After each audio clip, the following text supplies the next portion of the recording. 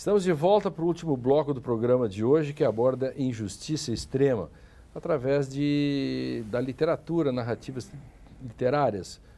A história é marcada pelos diversos tipos de injustiça, né? A gente vai pegar, aí também tem diversas leituras, né? O Creonte também pode ser um pouco injustiçado, na medida em que ele também está defendendo o direito da polis, mas eu falava do Michael Kohlhaas. A saga do que ele relata, parece que tem um filme que vai sair agora, a saga do Michael Kohlhaas. Quem lê esse livro... É para não acreditar no sistema de maneira nenhuma. O nome do livro mesmo é... A Vingança de... A Vingança de Michael Kohlhaas. Nós fizemos um direito de literatura sobre isso, o Ingo participou, né? Exato. O Ingo e o Alfredo Coleton. Mas o livro é tão denso, foi traduzido de novo agora, uma nova tradução. É tão importante esse livro, da saga do Michael Kohlhaas, que sai como vendedor de cavalo injustiçado. Ele perde a família, perde tudo para buscar justiça. É uma das coisas mais terríveis que eu já li, né, da saga de um homem que busca a justiça. Ele é o mesmo autor do teu livro de Perfeito. hoje. Né? Ele sai com os cavalos e aí numa determinada estrada ele tem que pagar um pedágio. E aí confiscam os cavalos dele. Isso. Né? Confiscam os cavalos dele e diz, quer reclamar? Vai reclamar para o bispo. E ele vai o bispo mesmo. Ele procura as instâncias e se queixa e não tem sucesso nenhum. Né? Cada nível que ele sobe, a história fica pior. E ele diz, bom, se o sistema faz isso comigo, eu vou resolver do meu próprio modo. Né? E aí ele começa a sua vingança e começa a criar uma verdadeira legião. Né? E aí envolve saques e mortes e uma porção de coisas, até que as autoridades capturam e levam ele a julgamento. Reconhecem que ele tinha direito aos cavalos, que já tinham definhado e morrido de fome fazia muitos anos, mas condenam a pena capital por toda a bagunça que ele criou. Não, mas ele tem um final, né? Ele tem um segredo, né, de um desses seus príncipes que poderia salvá-lo, né? E esse príncipe oferece essa possibilidade. E ele olha bem nos olhos dele e engole o segredo que está escrito num pequeno papelzinho. E quando a mulher dele morre, a mulher dele vai lá pedir por ele, olha, desgraça pouco é bobagem.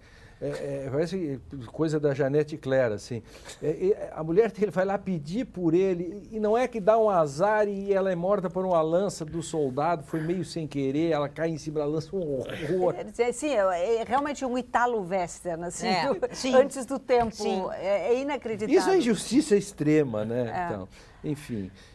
As histórias do Kleist são todas assim, né? Tem Noivado em Santo Domingo, o terremoto de... sei lá, me esqueci agora, né? No Chile. Realmente, o Kleist tinha a noção da injustiça mítica, né? De uma injustiça que é tão enrolada, assim, que está tão ligada a tantos tentáculos, né? Que não tem absolutamente nenhuma saída. Mas eu queria voltar um pouquinho para essa questão do Creonte, né? Porque, em geral, é muito fácil para nós, né? Nós achamos de antemão que Creonte é um tirano impossível, né? Que é a encarnação do mal, né? Mas o Creonte tem um bom ponto no início da tragédia. Ele está realmente numa situação, num estado de exceção. Ele presenciou uma série de miasmas, uma série de poluições religiosas que foram todas casadas pela casa dos Laptácidas, a casa dos reis de Tebas. E ele chegou à conclusão, honestamente, né, de que nós não podemos continuar com essa linhagem. Então, ele faz esse decreto, né, condenando um corpo, cadáver morto, né, a um mescalismo, né, uma espécie de segunda morte simbólica, né, e o outro a um funeral de Estado, justamente para reaver, depois do incesto, uma pureza, né, uma distinção. Então, é interessante que a literatura do Sófocles, ela é muito precisa, né? Não é qualquer situação que justifica estado de exceção, né? Tem que ter algo muito grave. O nosso Sérgio Buarque de Holanda faz uma leitura parecida com essa, sim, né? E até faz uma certa Eu fiz um texto há pouco tempo, estou publicando junto com o Danilo Pereira Lima, meu aluno, que a gente começa o texto para falar sobre o direito da cidade, da polis e de princípios, mostrando o lado bom, entre aspas, do Creonte. O Maurício Ramírez também naquele nosso livro escreve isso, né? Dizendo, calma lá com o Creonte, não vamos ser assim, pegar tão pesado com ele.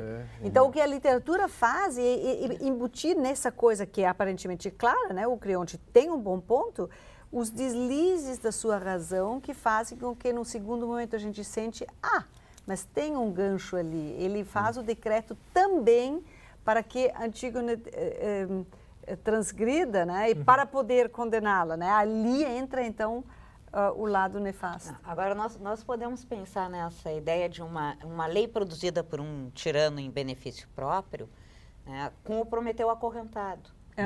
Né, onde nós temos, né, Zeus, indignado com o fato de Prometeu ter entregue o fogo aos homens, né, condenando, e temos a figura de Hefestos, né, em dúvida. Como torturador. Né?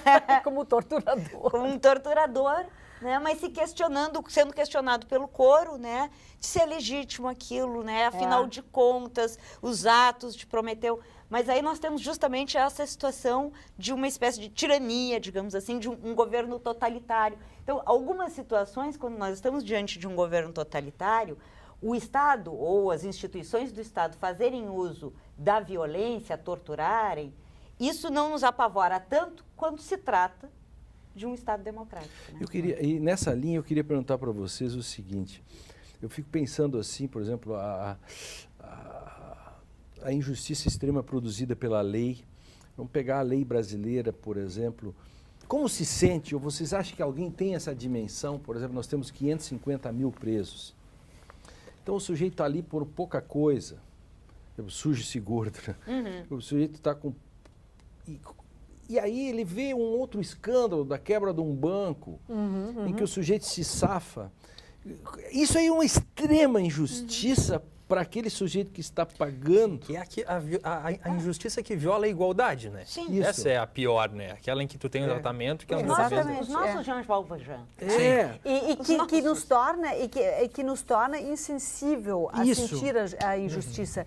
Ou seja, nós na classe média, né, todos nós aqui, por exemplo, nós vivemos numa espécie de frivolidade constante, né, achando que nós temos direito à segurança, né?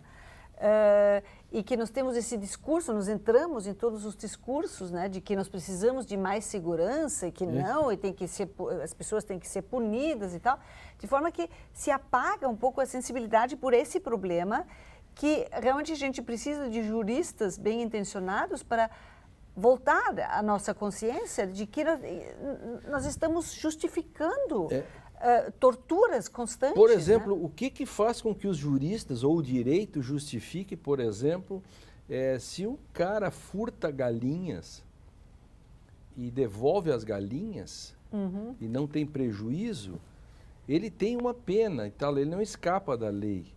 E se um cara sonega tributos, que é uma coisa muito mais grave, basta ele pagar em suaves prestações até, e ele escapa. Isso é uma extrema injustiça que o direito produz. Né? Que é uma injustiça social, né? Claro, e o Anatole France dizia, né, que se tiver uma lei que diz que é proibido morar debaixo da ponte, ele disse, eu tenho certeza, já de pronto, daqueles que jamais serão processados por violar essa lei. Só os pobres é que serão pegos, né? Ou la lei es como la serpiente, solo pica los descalços, ou as teias da aranha pegam apenas os bichos pequenos, né? E não os bichos grandes, né? Essas coisas assim. Mas voltando a gente falava sobre o regime totalitário, né?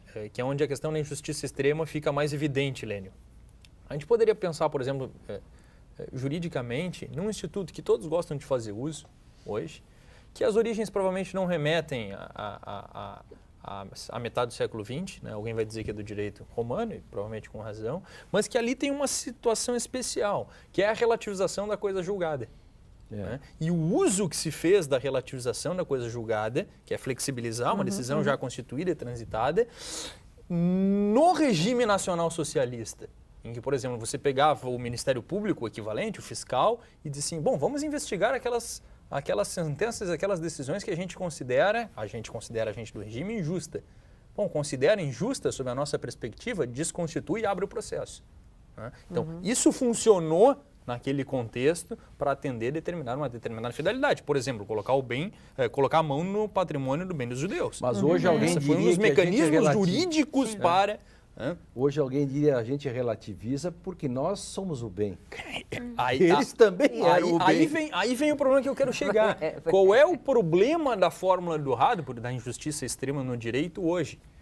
Quando ele faz isso em 1946, ele não tem as constituições que nós temos. Hoje a gente resolve isso de um outro modo. Esse me parece o ponto fulcral. Diz de novo isso então, aí para o nosso telespectador. Em 1946, depois da guerra, ele não tem como resolver o impasse que se colocou. Então ele diz, eu só tenho uma maneira de salvar, é dizer que aquilo que é injusto não é direito. Bom, acaba a guerra, 48 Constituição italiana, 49 Constituição alemã, 76 Constituição portuguesa, 82 Constituição... 76 portuguesa, 78 espanhola, 56 francesa, depois as latino-americanas. Bom, essas constituições vieram e nos permitiram que juridicamente, e não mais com base no argumento da injustiça, a gente resolva o problema de um outro modo.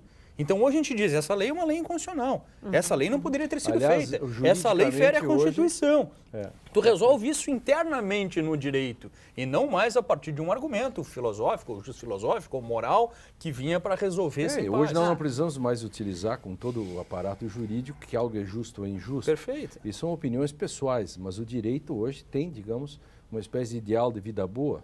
Claro. Não o ideal de boa vida, né? Que isso é uma coisa de malandro, né? Mas o ideal de vida boa. E aí voltamos. E como é que fica a lei do abate, então? Ela não foi devidamente discutida? Não foi. E talvez porque é uma lei que nunca vai ser aplicada.